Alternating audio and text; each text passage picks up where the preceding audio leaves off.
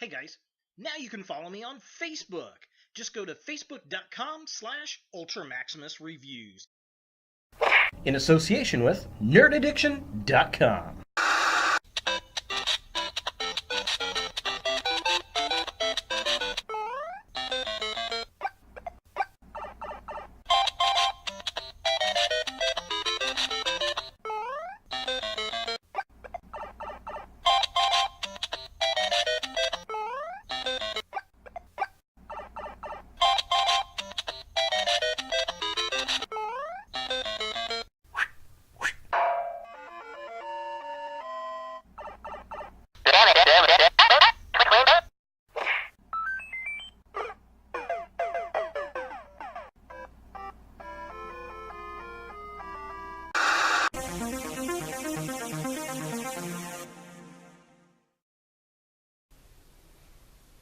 Hello YouTube, Ultra Maximus back with another toy review, and today we're taking a look at a Funko set. It's Ready Player One. Now this is a set I got from FYE.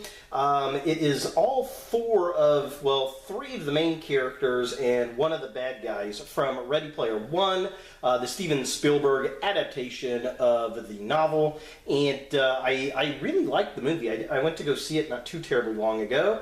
And this set has been out since it initially came out, but it was like anywhere from $12 to $15. I got this at my local FYE on sale for $3, and it was definitely worth that. So let's go ahead and take a look at the packaging. So here we have the Ready Player One figures in the packaging, and we get 4 figures. We get 3 of the good guys and 1 of the bad guys. Now, they're in a 3 3/4 inch scale, which, that's okay. Personally, I prefer figure sets in 5 to 6 inch scale, but this is all we got for the movie. I'm kind of surprised we even got figures for the movie, to be honest. Although I would have liked them to have done another set of figures, since they've got 3 of the good guys and 1 of the bad guy. I think they should have done the other 2 good guys and the main bad guy and the butler. Not really a butler. I guess he was a butler. He was kind of the steward of the game. But alas, this is all we got. We didn't get the 2 Asian characters, which is a bit of a shame, because they were pretty cool looking.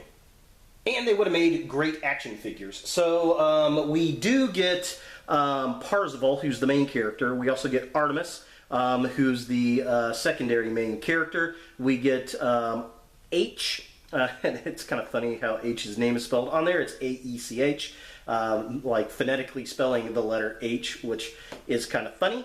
And then we get I-R0k, which I'm guessing is from like an I-R0k, the car. Like a Camaro I-R0k Z is where that name comes from. I don't know.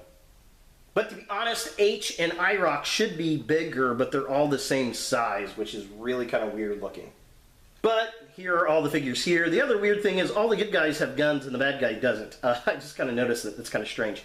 So the figures are there. It says Ready Player One. It tells you who they are right there. We get images of them here, except we get the 2 Asian characters, which we don't get here, which is unfortunate. Top of the package has the same kind of artwork right there that we have on the front, and it says Ready Player One. And it's got all their names. There they are, like that. Side of the package just says Ready Player One. This side of the package says Ready Player One. Back of the packaging, it just says, hey, collectible action figures, and it's got the same artwork. There's no write-up or anything like that on there. And, well, that's pretty much it for the packaging. And finally, we're going to take a look at I-R0k. So let's go ahead and get him out of packaging and see what we think.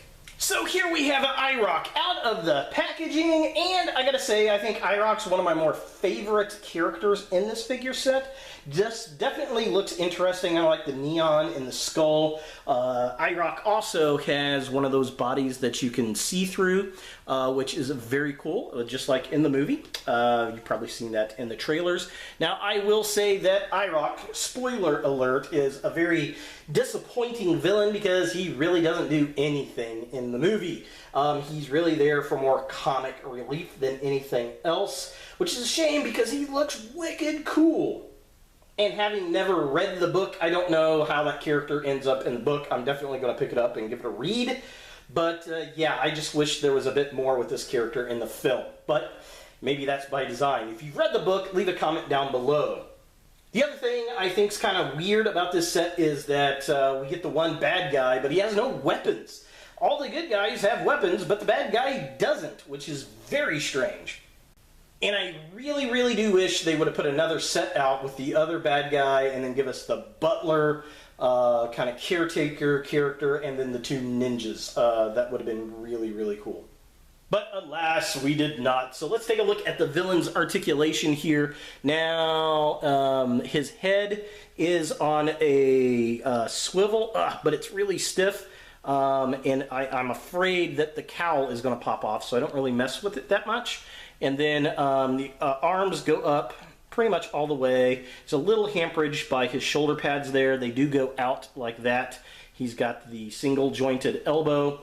Nothing at the waist. He kicks. There we go. Now we're in focus. So he kicks up that far. He kicks pretty far back. And then he's got the single joint at the knee, and then nothing at the feet. And that's pretty much it for I-R0k. So taking a closer look at the figure itself, I do like the sculpt work. This is definitely one of my more favorites. The head looks nice and evil. I love the skull on the chest, the neon green paint, the fact that you can see through the chest. I think that is really cool, definitely different. The sculpt work on the armor, on the arms look good. I definitely dig that. We get the kind of different skull on the back. So, I mean, we can see right through it. That is awesome.